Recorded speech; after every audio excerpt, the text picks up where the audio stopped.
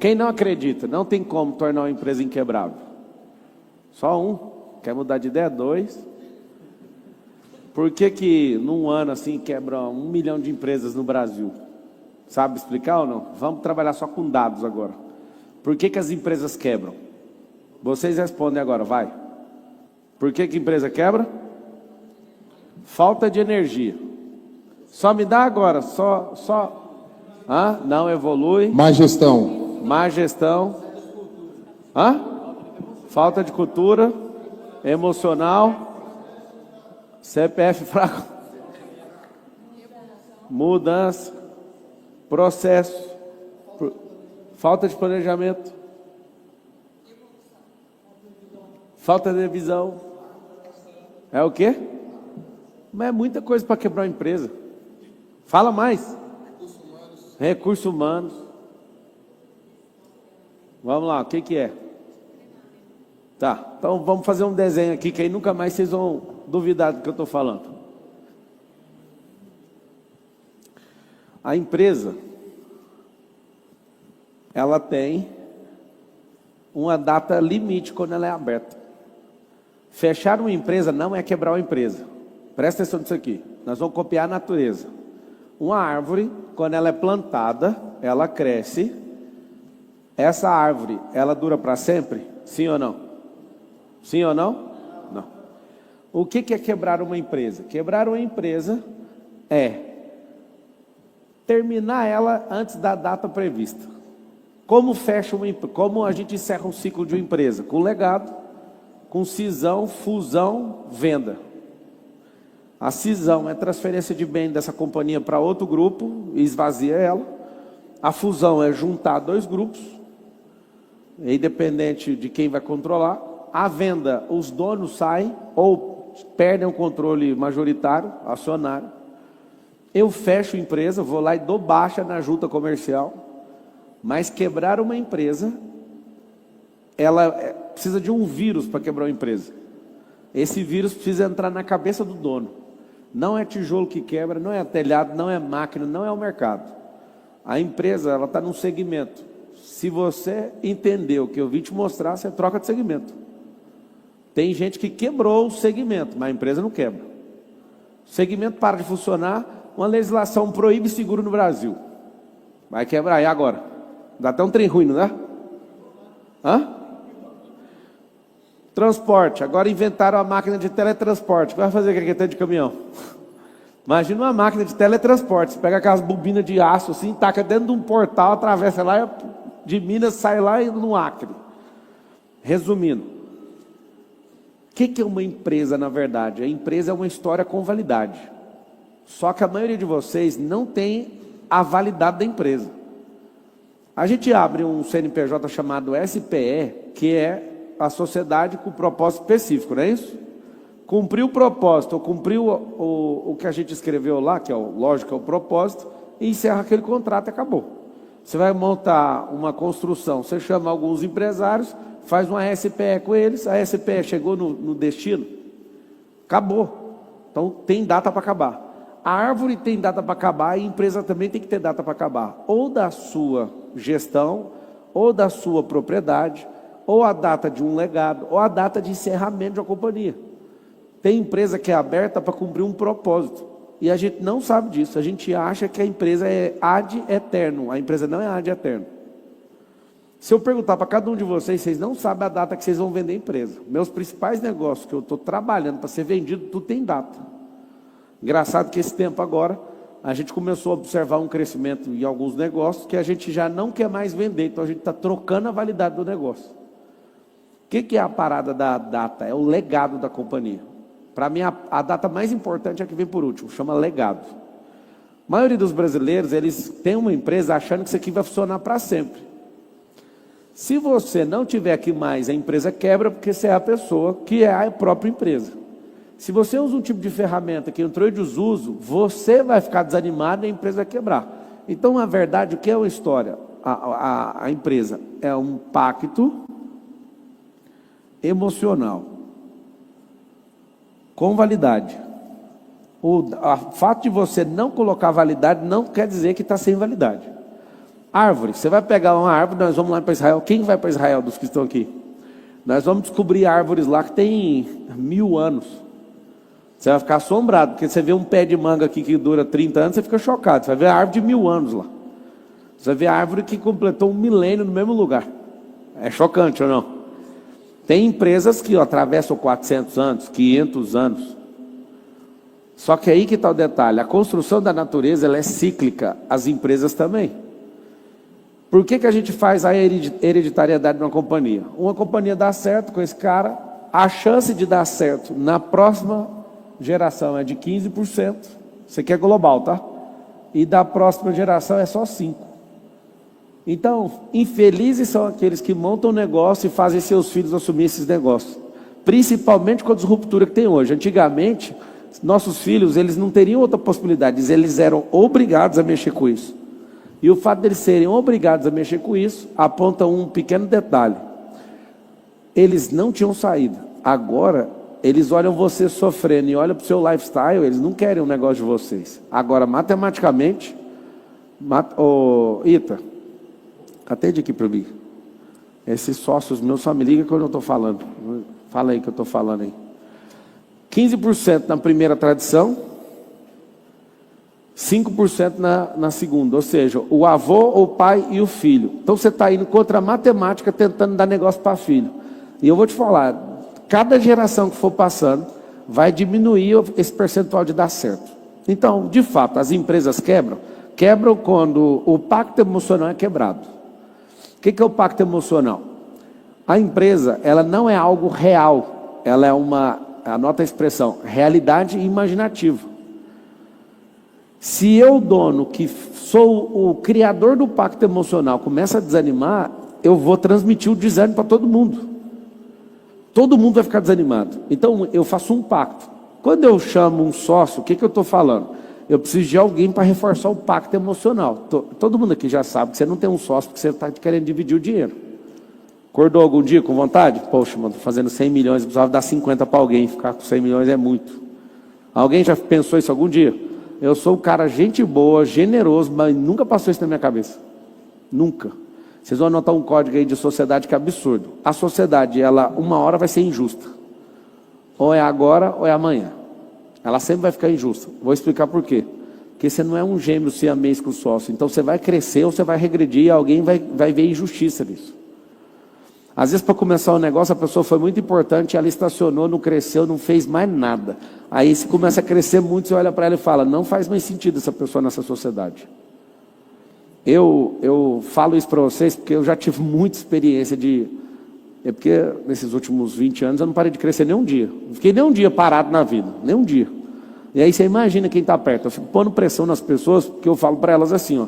Vocês querem crescer de verdade? Aí a pessoa fala, quero. Então é o seguinte, eu vou pôr pressão em você, que senão nós vamos afastar rapidinho.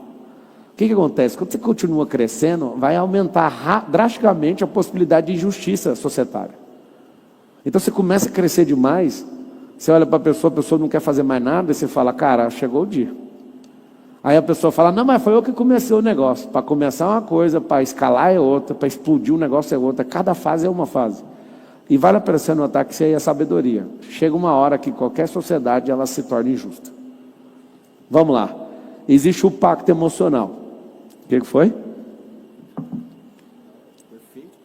Fala aí no microfone, vai, porque tem um negócio no peito aí que precisa desabafar. Eu ouvi ele falando assim, perfeito. Cara, é perfeito isso que tu falou. E eu falo assim, cara, como é que esse cara pensa um negócio desse? E é exatamente isso. É fases, a pessoa vai mudar de fase e vai chegar a um ponto que os objetivos eles são diferentes.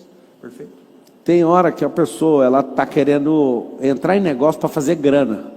E você está num outro patamar que você quer só proposta e não é grana. Você não consegue nem conversar mais com a pessoa. Eu lembro um dia que o cara ia dar super certo sendo meu sócio. Aí ele falou, eu vou fazer você ficar rico. E só falava de dinheiro. Eu falei, rapaz, amor, eu sou rico faz tempo.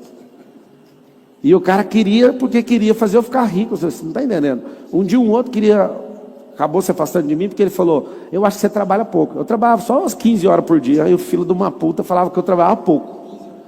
15 horas, virado no giraia. Aí o cara falou, você trabalha pouco. Eu vou anotar a sua agenda, eu vou fazer você virar um sertanejo. É por isso que eu uso essa expressão. Eu não quero agenda de sertanejo. Todos estão com depressão enfiados Não, vou falar com a maioria meu amigo e depois vai ficar ruim. Eles estão tudo abençoados. Deus abençoe eles de tal forma que eles têm um ônibus com a foto deles, eles moram lá dentro. Ou seja, eu falei, cara, eu não quero esse estilo de vida. Eu quero arrumar um jeito de trabalhar menos, fazer menos e arrumar uma ferramenta que trabalha para mim. Eu não quero isso. Não faz sentido para mim. Então vamos lá. Por que a gente precisa tratar o que está na entranha de um negócio? O que está no negócio é um pacto emocional. Se eu desanimar de todos os meus negócios, acontece uma destruição em massa. Eu sei da importância que é o meu pacto emocional com todo mundo. Se eu começar a ficar contraditório no pacto emocional que eu criei, pelo menos todo mundo que eu formei até agora vai embora imediatamente. Vai demorar um pouco, tem gente que é apegado, mas eu consigo torcer o chassi do que eu construí e ficar muito ruim. Aí você fala, mesmo assim quebra? Só quebra, você vai escrever assim, ó, uma empresa só quebra se o dono desistir. Cara, mas eu não dou conta. Então você acabou de falar que você está ensaiando desistir. O não dar conta não significa que você vai quebrar, significa que você precisa de ajuda, não significa mais nada. Desistiu, acabou. Sei que é repetitivo aqui, principalmente quem é mentorado meu, mas eu vou falar. O que quebra uma companhia, o que quebra o cérebro de uma pessoa é a desistência, certo? Marcelo, sério mesmo, como é que faz para não desistir? Você tem que desinstalar a palavra desistência da sua cabeça. Tem algumas coisas básicas. Por exemplo, se você vai anotar a sequência, coloca assim, ó, flexível, dinâmico versus rígido. Se você tem uma mentalidade rígida, é mais fácil desistir. Porque você vai tomar você só desiste ali tomando uma pancada, e a pancada doída demais, você é rígido demais, você vai acabar chegando na destruição emocional. Então você tem que ser dinâmico, tem que estar pronto para a mudança. Dinamismo versus rigidez. Anota esse drive. Segundo, apesar de parecer que não tem nada a ver com a empresa, tá? Se você é uma pessoa que depende de elogio e de crítica, você vai parar uma hora ou vai ficar parecendo um cachorro precisando de ração, toda hora. De verdade, se você fica refém dos outros, é mais fácil do seu pacto emocional ficar abalado. O que eu enxergo de uma empresa é um pacto emocional. Esse pacto emocional cria uma narrativa para atrair pessoas de todas as formas. Sócio, cliente, trabalhador. Gente, os stakeholders que ficam tudo em volta do negócio. Então o pacto emocional gera uma narrativa, a narrativa cria uma história, a história simplesmente tem prazo de validade. Driver número 1, ser dinâmico. Aí você pôs do outro lado lá que é ser rígido. Se você for uma pessoa rígida, você quebra fácil. Por quê? Porque na hora que eu falar para você ser desapegado, você não vai dar conta. Quem é dinâmico está pronto para tudo. Eu lembro que eu comecei uma turma de treinamento e estava dando super certo. Veio meu coração, dinâmico demais, que eu aprendi na Brasil Telecom. Talvez você não teve uma experiência dinâmica, né, para moldar seu cérebro. Eu vou te contar como é que era lá na Brasil Telecom. Tudo mudava o tempo inteiro. Parecia que era todo mundo esquizofrênico. Era uma ideia de contratar 1000 pessoas agora e do nada, não, vai me demitir. Contratou, não, mas já contratou, pode demitir 900, vai precisar só de tanto. E quem é normal não admite esse tipo de comportamento. Tem gente que sofre porque marca uma data, se você desmarca a data, tem gente que morre do coração. Isso é rigidez mental. Hoje teve o Primícias lá na escola e o tecladista olhou para mim desesperado. Cara, eu estou sem a fonte do teclado, o que eu vou fazer? Nada, aperta play numa música aí e vamos cantar. Se não tivesse energia, minha cabeça é assim, ó, foda-se. Aí ele sentou, eu via constrangimento dele, ele sentou no teclado, estava lá, né? Você percebeu ou não? Que ele não estava tocando, deu para perceber lá? Ele sentou no teclado e cantou uma música que estava dando play. E ele sem graça, com a mão no teclado, e eu rindo, eu falando, rapaz, o cara está preocupado até agora com a falta da fonte.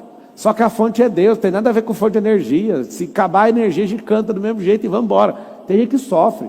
Como é que vai ser? Meu Deus, olha aqui, faltou. Ou seja, isso é rigidez emocional. Dinamismo é o seguinte, não deu, não deu. Não deu, vou fazer o quê? Nada. Vou mudar minha mentalidade, que eu sou dinâmico, eu estou preparado para outra loucura e vamos embora. Mesma coisa, você perde dinheiro, fica maluco. Isso é rigidez mental. Se você for dinâmico, você libera isso rapidinho. Então vamos lá.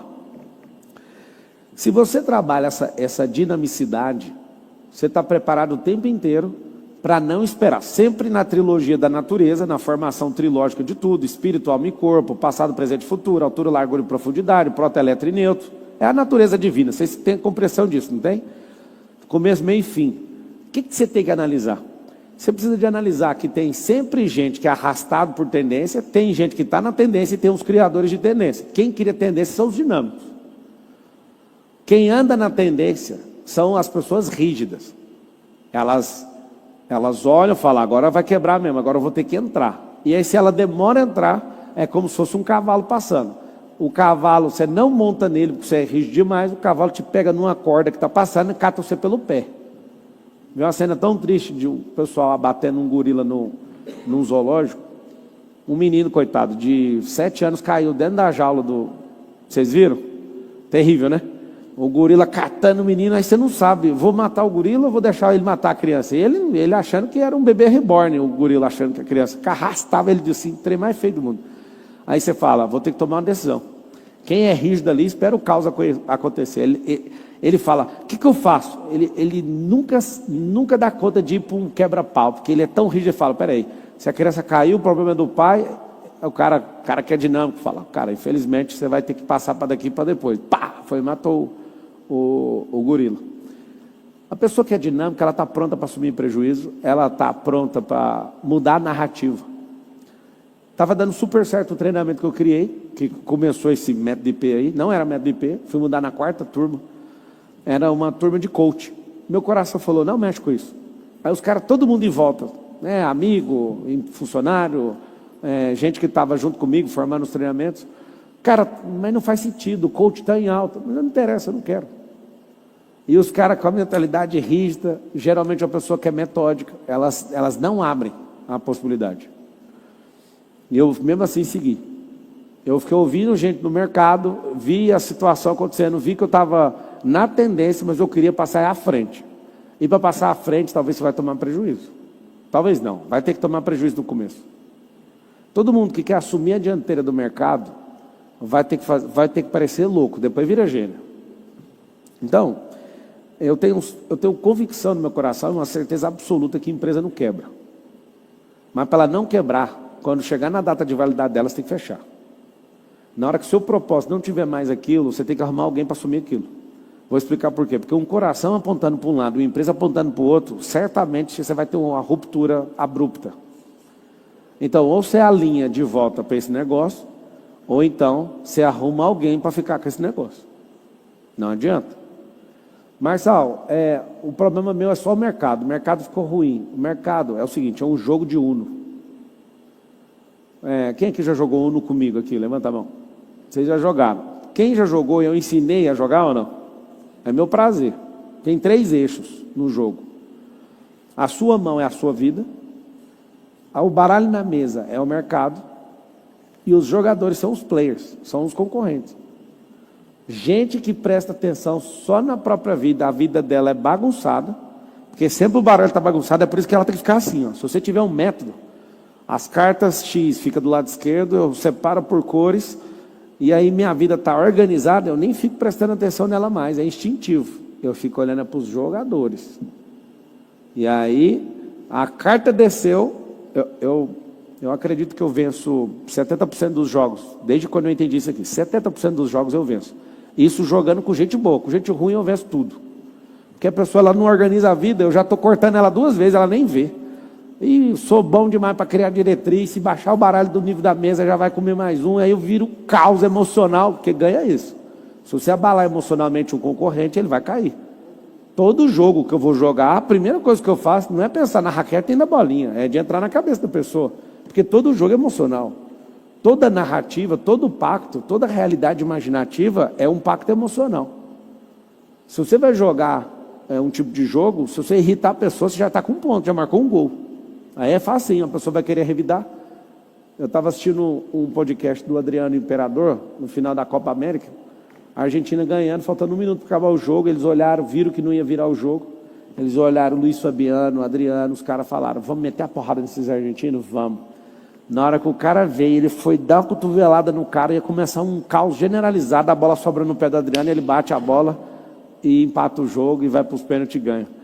E ele ali já estava abalado emocionalmente com o argentino, que a gente já tem uma rixa, mas ele falou, eu vou dar uma cotovelada no cara, a bola sobrou, ele falou, meu Deus, a bola está aqui, peraí, e bum, meteu um golaço. O que é a parada? Quando você emocionalmente entrega a narrativa, você já perdeu o jogo. Na sorte, ele ainda confessou, na sorte a bola sobrou para mim. E eu ia bater no cara bem na hora. E aí eu desisti de bater e chutei no gol. Empresas quebram, não porque elas não têm a capacidade nem de crescer, nem de estagnar e nem de diminuir. Então, se a empresa não tem capacidade de crescer, ela também não tem capacidade de quebrar. O que quebra é o pacto. O pacto com a sociedade, o pacto societário, com os seus sócios, o pacto com os colaboradores, o pacto com os fornecedores, o pacto com os clientes. Repete assim comigo, uma empresa é um pacto. Então, se tiver um pacto bem firmado, e quando você percebe que tem pessoas atacando o pacto, qual que é o seu trabalho sendo dono, Vitor? Tirar as pessoas do pacto. Faço isso com muita velocidade. Quando eu vejo que alguém não está na onda do pacto, removo com maior paz de espírito. Falo, maluco, você está em outra frequência. A sabedoria de um empreendedor é fazer com que as pessoas que estão no negócio, você tem que antever, anota essa palavra aí. Essa palavra ajuda demais, você não passar perrengue com a empresa, chama antevisão. Antevisão é projetar alguma coisa antes dela acontecer. Ser proativo é ir na frente. Se você tem antevisão, você governa mais rápido e mais tempo. Então, se você tiver antevisão, e ao invés de você preocupar com o produto como dono, ao invés de você preocupar com o marketing como dono, mas você preocupar com o pacto emocional que você está envolvido, você não vai quebrar, não tem como. Eu fico zelando nisso. O que essa pessoa está fazendo aqui nesse ecossistema? O que está acontecendo? Eu muito veaco com isso. Desde quando eu entendi que esse pacto, essa realidade imaginativa que faz parecer que a empresa existe, eu prezo muito pelo que as pessoas estão trafegando em ondas para mim. Mas eu não entendo de frequência igual você. Você entende, você só não sabe dar aula. É igual inglês. A maioria aqui entende o inglês, só não sabe falar. Você entende, você vê a pessoa falando, você sabe meter uma perguntinha, sabe fazer um trenzinho, sabe? A maioria que não sabe fluidez, não tem fluidez no inglês, é assim que sabe. Sabe falar, até conhecido como inglês de cachorro.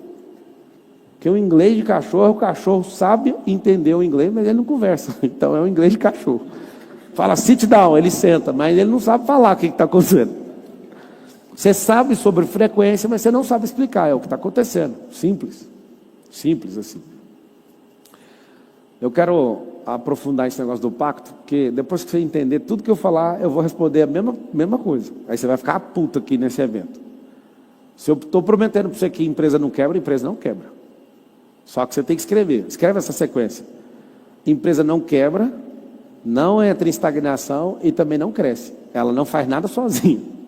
Só de você se livrar disso, entender que é o pacto, que a empresa é uma situação inanimada, de uma realidade imaginativa, de um pacto emocional que você fez, construiu uma narrativa, uma história, você fala, é isso?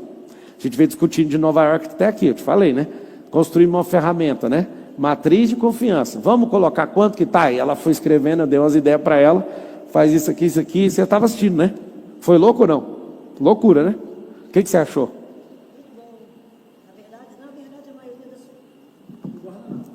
Não, no guardanapo. Você guarda aquele guardanapo. Vou fazer um leilão daquele guardanapo. Na verdade, eu fazia muitas coisas que a gente conversou, mas não sabia exatamente o nome correto que você colocou, né? E não fazia a escorização, e não fazia a gestão do relógio inteiro. Se você fizer a gestão, como dono, você nunca entra... Gente, põe uma coisa na cabeça de vocês. Muito legal. Existe um monte de gente que ensina, e gente de resultado. Eu não vou desrespeitar o entendimento. Cada um tem um nível. Não é o fato do cara ter mais dinheiro ou menos dinheiro que vai falar que o negócio está certo. É até onde você consegue. Tem um limite emocional para cada um. Tem gente aqui que ficaria muito mal se não participasse da operação da empresa. Então vai, velho. Mas posso te falar? É muito mais inteligente você guardar o Allspark do Transformers do que você ficar parecendo uns Decepticon o dia inteiro decepcionado com o que você criou, cara.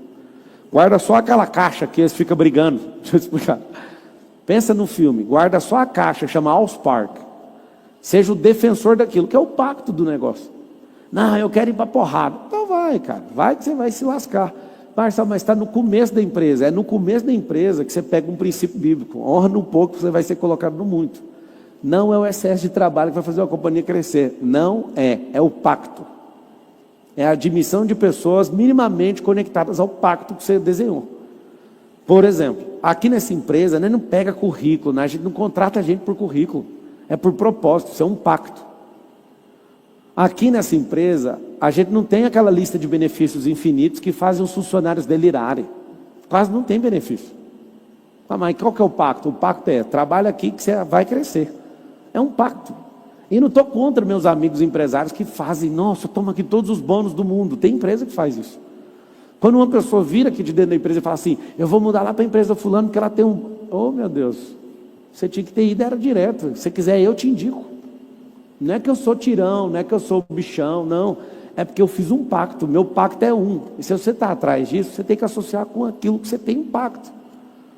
Meu pacto é pegar qualquer pessoa e fazer qualquer pessoa explodir na vida, desde que ela deixe de ser qualquer pessoa. É um pacto. Eu já provei, né? Acho que vocês conhecem um pouco da história. Hoje mesmo eu recebi a história. Você quer falar? Fala. Só um depoimento aqui para a galera. Eu fui no MetaDP e aí o Pablo Massal ele fez uma pergunta para um cara que estava na plateia, que também faz parte do conselheiro. E aí o carinha pegou e falou assim, eu cresci mais trabalhando menos. E aquilo ali explodiu minha cabeça. Aí eu anotei todas as funções da empresa que eu executava e contratei e treinei funcionários durante um mês para todas aquelas funções. Resultado, a empresa cresceu mais sem mim do que comigo quando só eu fazia. Ou seja, deu ROI entrar no conselheiro. Não, o ROI era no IP, né? Já deu ROI no IP. Então, mas tem gente que ela não consegue delegar, não consegue treinar e quer não trabalhar. Não funciona. Não funciona. Ele falou a palavra-chave. Fiquei um mês treinando. Nos Estados Unidos, quando você vai contratar um executivo, ele tem que ir para o chão de fábrica. Ele vai uma vez para o chão de fábrica, aprender, fazer carona com todas as áreas, para depois sentar na cadeira. No Brasil, contrata a pessoa como se fosse jogador de futebol, joga a bola, já marca um pênalti, vai lá e bate. Não, cara, vai conquistar a faxineira, vai conquistar o porteiro, vai conquistar todo mundo do time primeiro. Você não vai sentar nessa cadeira desse jeito. Pode pegar. Eu já trouxe um CEO, 2 CEOs de fora. Os 2 CEOs de fora, que caos. Eles não bateram a frequência. Os 2, gente boa. Amigo, continua tudo bem. Mas os caras não chegam, mano. Os caras queriam guinar a empresa para a cabeça deles. Falei, cara, vocês estão entendendo que tem um pacto? E aí por isso que eu tenho paciência em treinar os outros. Por isso que eu tenho paciência em passar raiva nos outros. Eu tenho mais paciência em passar raiva do que treinar. Porque é o melhor treinamento que existe. É o melhor treinamento que existe. Quando eu estava treinando o Tássio lá no Catar, eu vi ele sem dinheiro, cara. Eu poderia ser tão gente boa e falar, Tássio, deixa eu pagar suas contas. E eu olhava para aquilo e falava, cara, você vai lembrar para sempre desse dia. Um dia eu estava em Londres agora, andando, passando perto de uma calçada, numa cena parecida com o Catar, e eu falei assim, putz, mano, 2022 você estava com cartão de crédito zerado, sem nada, sem dinheiro para comer lá na Copa do Mundo e sem o ingresso da final. Rapaz, mas foi chocante para nós dois. Parceiro, mas o que você faz? Meu negócio é pôr a pessoa na frequência, que senão ela não bate com o pacto. Na hora que a pessoa descola, para mim está tudo bem, cara. Não tem apego, lembra disso. Quer falar? Pá, boa tarde. Cara, você falou agora, resumiu o que eu vim buscar aqui nesses 15 minutos. Eu tenho uma empresa que tem 10 anos e, modéstia à parte, foi construída com um sócio investidor. Só que no meio do caminho a gente teve que tirar eles, né? Sócio investidor que colocou o dinheiro e você pôs o nome dele no contrato social, né?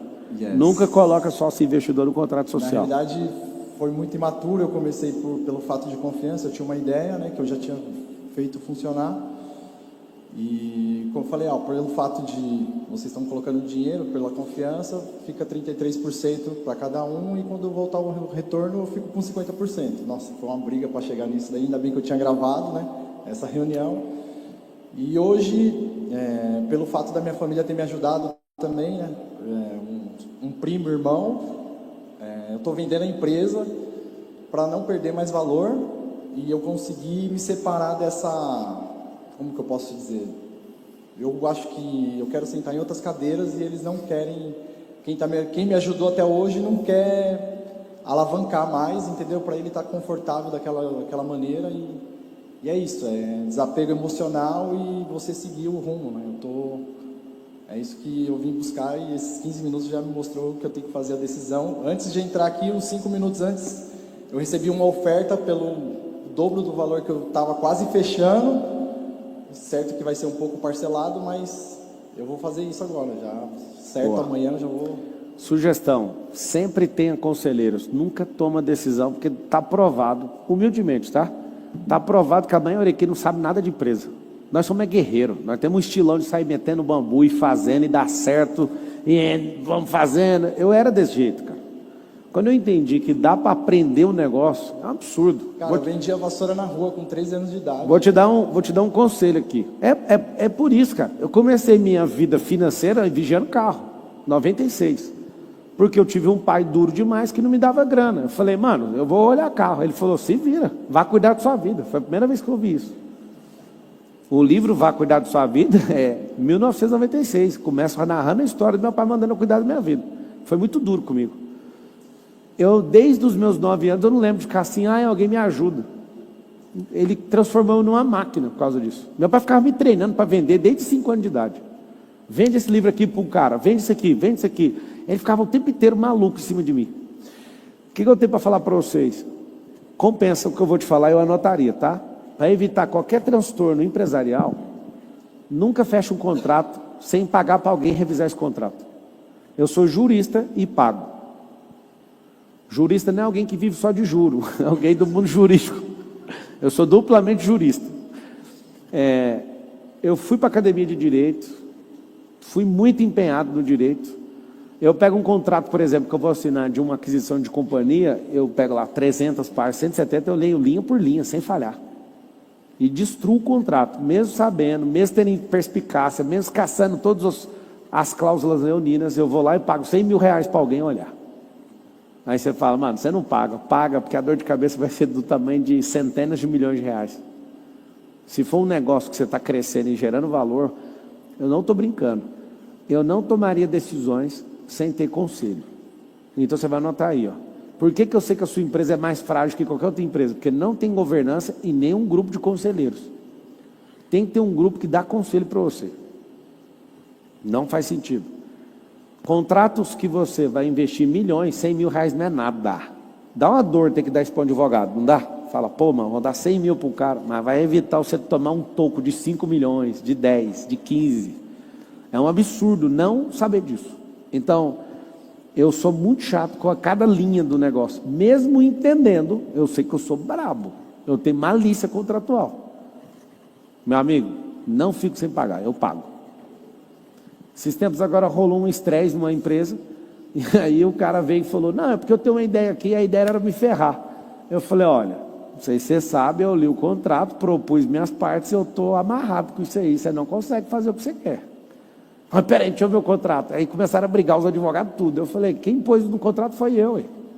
Vocês me deram o contrato, eu li, eu fui lá, amarrei 3 cláusulas, vocês viram, acho que vocês não perceberam, e vocês se fuderam e assinaram. O que eu posso fazer? Vocês colocaram cláusula, eu falei, mexeu no contrato, é digital isso. E todo mundo viu que eu mexi no contrato. E eu fui lá, por quê? Porque ele estava querendo me amarrar numa situação que condicional, se eu fizesse uma coisa, eu não vou ficar dando detalhe aqui, porque depois vocês vão ficar vasculhando. Se eu fizesse uma coisa e conseguisse essa coisa, talvez alguém já manje o que é.